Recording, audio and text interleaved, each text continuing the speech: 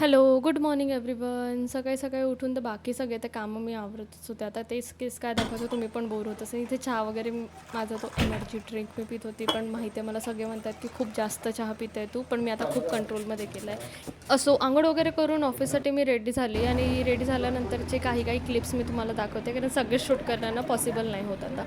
Personally pickup drop service मला बाबा देत आहेत आता सकाळी आणि संध्याकाळी ऑफिसमध्ये जाण्यापासून तर ऑफिसमध्ये येण्यापर्यंत. ऑफिसमध्ये पोहोचल्यानंतर इतकी गरमी होती आणि इतकी ह्युमिडिटी वाढली आहे नागपूरमध्ये. ऑफिसमधून मी बाहेर निघाली होती आणि इकडचे हे छोले राईस एक वर्षाने नंबर. खाते मी हा सेम टेस्ट एक नंबर.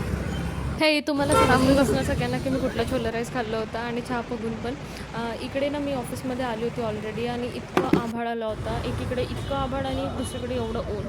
ऐसे से कैसा चलेगा बादल भाऊ, बरसाओ. आणि तुम्हारी काय इकडे आहे? ऑफिसमधून मी ना तुम्हारी काय ऑलरेडी आली होती, खूप टायर्ड होती. तुम्हारी काय आणि बारकी उषा माझी एक बारीक दोन तीन भुरी आणि लालू भुरी इकडे बघ. यांचं नाव भुरी आहे आणि हिला हे बारीक आहे नेहमी लाल्या असंच पॅम्पर ओय करावं लागतं. येते राजू समोर तुला आणि तिला फक्त असं केलं, तिला इतकं रिलीफ वाटतं ना, हो शांत बसून असते ती.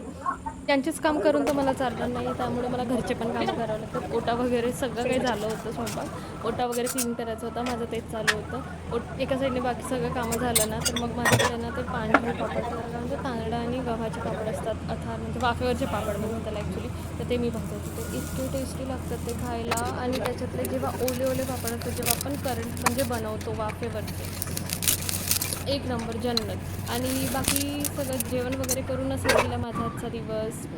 उद्या भेटूया सकाळी सकाळी. बाय.